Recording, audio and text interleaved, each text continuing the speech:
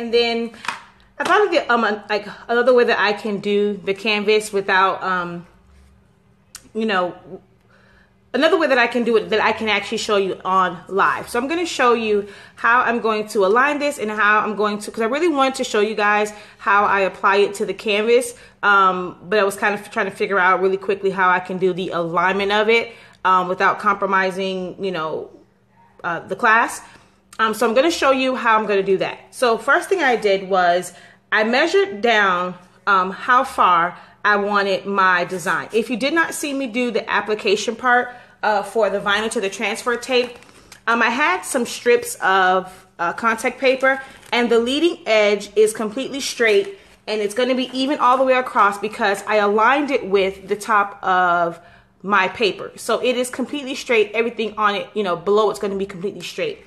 So I measured down where I wanted the design to go, and then I kind of marked it with some masking tape.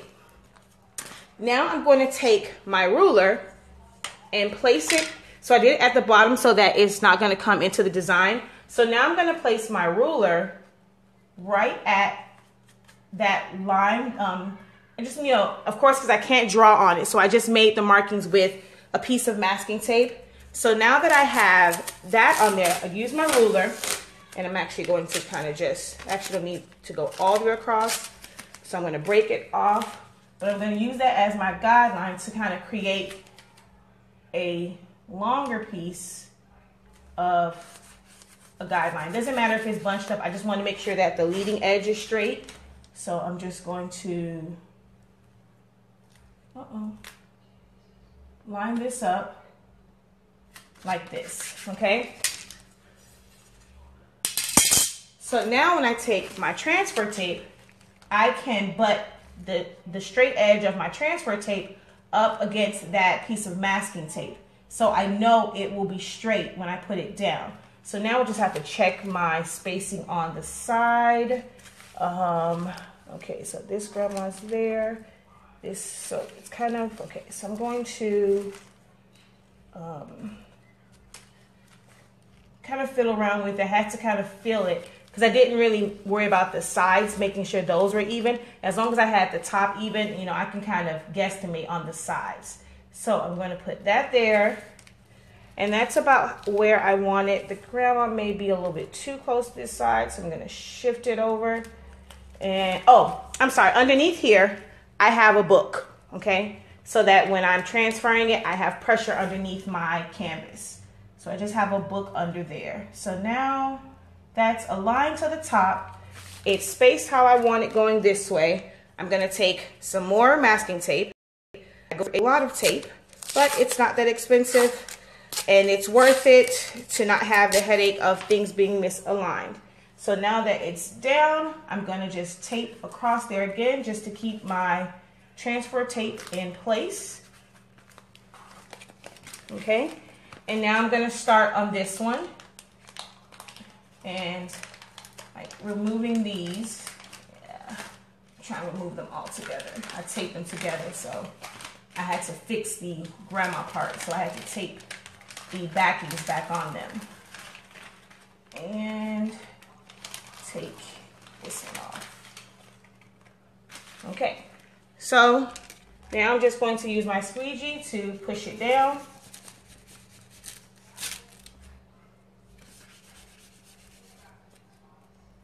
And again, my grandma part is split, so I'm gonna have to probably mess around with it because that was my fault. I made a mistake and cut it wrong when I did my weed lines. So that's that. Now, here's how I'm going to get it to really stick to the canvas. And I want to lift that. It's my heat gun. So I'm just going to heat this up and just press it into, you know, press it into the book. So I can go hard, I can press hard because I do have that book underneath. So I'm not worried about damaging my canvas. If it doesn't go all the way across, I'll just push my canvas over so I can feel right there where I wasn't really on the book. So I just kind of push the canvas over to make sure I'm, you know, right on the book. And I'm just gonna keep heating it up.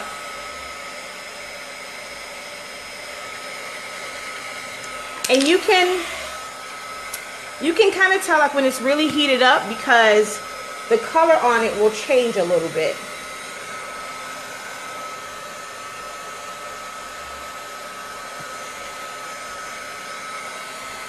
So I'm just going to keep heating this up and pressing it down into the book.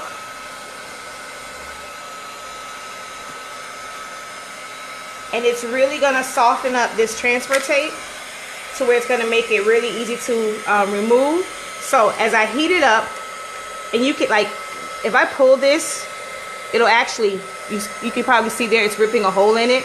So I'm just heating it up as I pull the transfer tape off.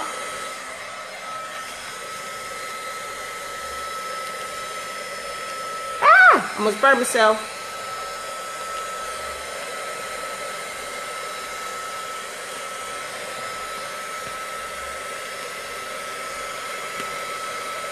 Uh-oh. So that right there needed to be burnished a little bit more.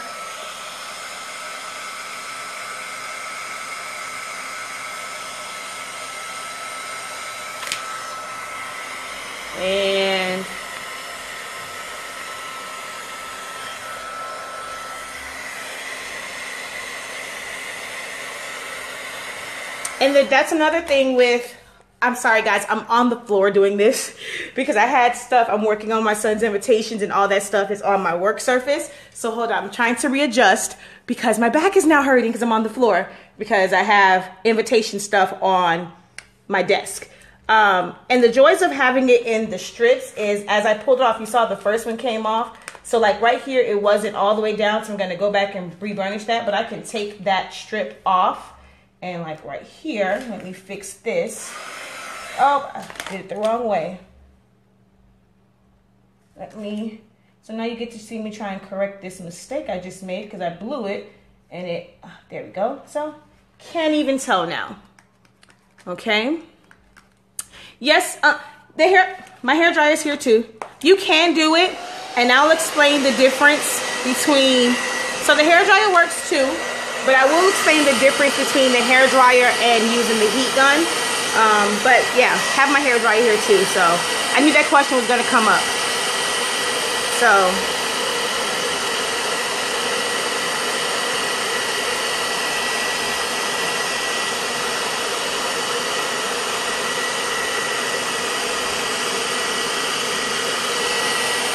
okay, so I'm gonna have to work on the grandma part on the end over here.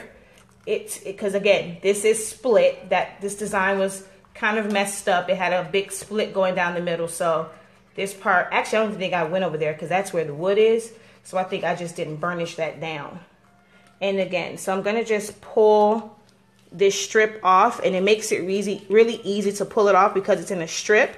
So I just pull that strip off, and I don't have to worry about pulling the whole thing up at the same time. So I'm gonna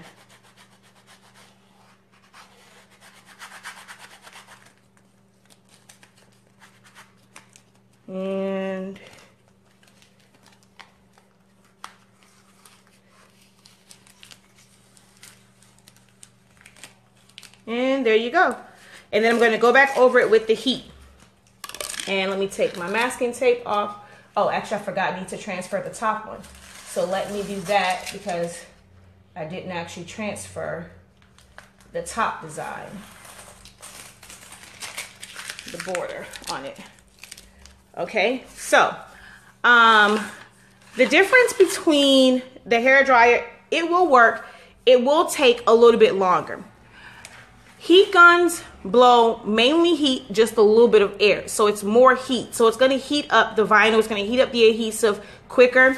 The blow dryer will do it, but it's a lot more air than it is heat. So it will work. It just takes a little bit longer to do it with the blow dryer compared to the heat. This really, melts that adhesive really quickly, and you're allowed to, press it down, and to me it just works faster. It melts the adhesive, and then I can press it down, and it's really getting into that canvas. So I prefer this because it's more heat. It's quicker. Blow dryer will work, just takes a little bit longer, okay? So I hope that answers your question, Tamara. So I'm just going to burnish this down. I'm actually going to transfer the top one.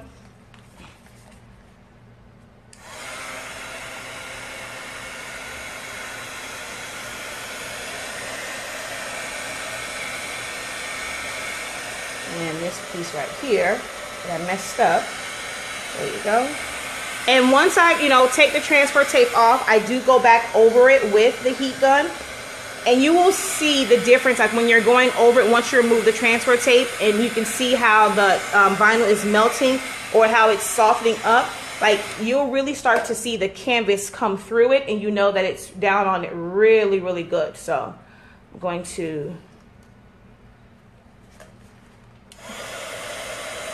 heat this up as I pull it away. And by heating it up, it's just not creating any tug on the vinyl. Oh my God, that's hot. Okay, wait, I'm gonna have to wait on that one. This one is a little bit more intricate, so I kind of got a little boo-boo there because my hand got hot and I pulled it away. So it pulled it up. But you want to make sure you're just paying attention to it to where you're not lifting the vinyl as you pull it off. I burnt the tip of, like I really did burn the tip of my finger. It's hurting really bad. But there you go. And now I'm gonna, so those little pieces like that, just pay attention to it, push it back down, and then when I go over it with the heat gun again, it's gonna adhere better. But yeah, the intricate pieces take a little bit more working, to get them down because the pieces are thinner and smaller. So it takes a little bit more. Yes, I did paint my canvas first. I do a dry brush when I paint. I just use the regular, I have a bunch of the Lowe's paint samples, and I did a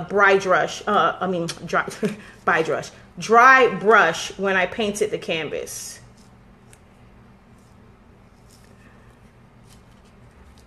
Oh, come on. And there. So now I'm just going to heat it up and then go over it. Now, with this one, you don't want to use a credit card. You can use a tennis ball or something like that. I have a squeegee that happens to have a soft edge on it. This is really just, you know how, what is it? Oh, goodness, my back is starting to hurt again. The Velcro, the soft side of it. So if you have a squeegee or you have a credit card, or even I have some popsicle sticks I made like this, take the soft side of Velcro, and the kind that where it's like self-adhesive Velcro, and put that over the edge of your credit card, and that gives you a soft squeegee to do this with, because you don't want to press into it to where you could potentially lift it up. So this side is really good for that, to where you use a soft squeegee. So I'm just going to heat it up. Actually, let me remove this tape because I don't want to leave this residue on it. Don't want to really heat this up. And so now I'm just going to heat it up. Like, I'm going to be kind of close on it to where I can start to see the fibers of the canvas. And then I'm just going to probably go over with my hand, make sure it's in there. Same thing here. Really want to make sure I do this one. So that's pretty much it. I'll do this off camera because, like I said, my back is really starting to hurt because I'm doing this on the floor, and my back is really starting to hurt. Ow. Okay, so there's that. It's, oh, might want to move it up. So it's on there, it's on there, it's aligned straight. It's not crooked because of, again, making sure I had that trailing edge, the leading edge was straight. So when I put it on there, I probably could have come down a little bit when I was measuring it. I was kind of iffy about whether I wanted to go like from the middle of the G or the end of it. So because this is so low, it makes this side look, plain, but it's pretty much the same spacing between the M and here. And like, I didn't use the tail, I actually used, I think it's like this one, or maybe it is the tail. So it's kind of the same distance here, but that one, but that's just the way this design is. So let me show you real quick. Pictures to all my mess over there. We don't hide that with the canvas. But let me get the, and I'll show you the brush, my dry brush. Oh.